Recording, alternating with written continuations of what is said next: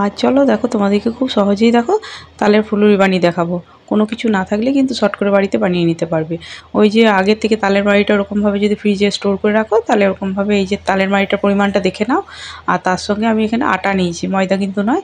আর অল্প সামান্য কালো জিরে নিয়েছি, দিয়ে ভালো করে দেখো ভালো করে মেখে নিচ্ছি। মাখাটা দেখো কেমন থিকনেসটা হবে।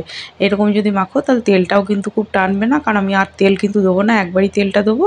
আর দেখো অনেকগুলোই কিন্তু হবে। আর সাইজগুলো কেমনভাবে করছি দেখো, একই মেকারেরই সাইজ প্রায় হবে। হ্যাঁ দেখো কি সুন্দর, সেই যেমন দোকানে হয় সেরকমভাবেই কিন্তু হবে। মাখাটার ইয়েটা দেখে নাও, এরকম ধরনের থাকবে। হ্যাঁ খুব একটা মানে খুব মানে কি বলবো, খুব মানে হার্ডও করো না, তাহলে কিন্তু খুব ভেতরটা কিন্তু খুব শক্ত হবে। আর খুব পাতলাও করো না, তাহলে কিন্তু এরকম ধরনের ডিজাইনটা আসবে না, মানে শেপটা আসবে না। ঠিক আছে, এবার আমি সাদা তেলে ভাজছি, তোমরা চাইলে কিন্তু এখানে সর্ষের তেলও নিতে পারো। এই যে দেখো হাতের সাহায্যে এরকম ধরনের মাপ করে করে একটা করে দেখো দেখিয়ে দিচ্ছি। এই যে এরকম করে নেবে, নিয়ে পরে আস্তে আস্তে এরকম হাতে করে একটা করে ডো শেপ করে নেবে, তাহলেই দেখবে এক মেকারের হবে। হ্যাঁ আবার চলো দেখিয়ে দিচ্ছি।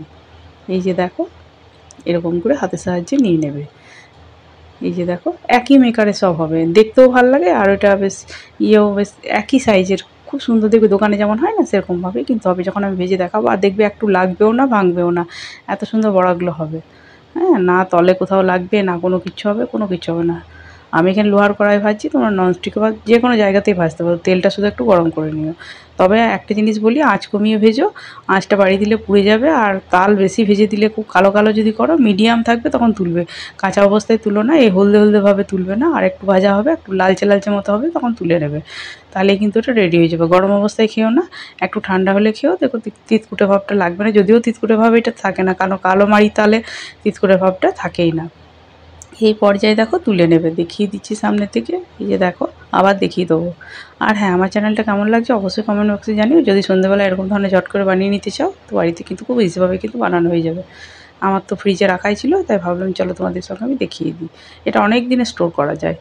এই যে দেখো অফ টাইমেও যদি মনে হয় তাল খেতে কেউ যদি ভালোবাসো খুব, তো তারা কিন্তু খেতে পারো, নষ্ট হয় না কিন্তু।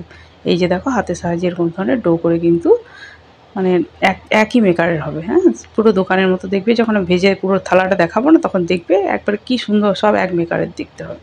আর খেতেও খুব সুন্দর, ভেতরটা কিন্তু একবারে হার্ড থাকবে না, কোনো কিছু দেওয়ার দরকার নেই। ওরকম মানে মানে ওরকম মেজারমেন্টে মানে মেখো, তাহলে দেখবে সব ঠিক হবে। ঠিক আছে, খুব বেশি ময়দা দিয়ে দিলে তখন হার্ড হয়ে যায়, বা খুব যদি তালমারিটা বেশি দিয়ে দাও তাহলে পাতলা হয়ে যাবে, সফট হয়ে যাবে। এবার দেখো, আর এখানে জল টল আমার কোনো কিছু কিন্তু ইউজ করিনি। ঠিক আছে, এবার দেখো এরকম ধরনের ভেজে তুলে নেবো সবগুলোকে। আর হ্যাঁ যদি ভালো লাগে তো চ্যানেলটাকে লাইক সাবস্ক্রাইব শেয়ার করে বন্ধুবান্ধবদের সঙ্গে একটু শেয়ার করো। আর পাশে থাকা বেল আইকন বাটনটাকে অন করো, তাহলে সবার আগে তোমাদের কাছে ভিডিওগুলো পৌঁছে যাবে।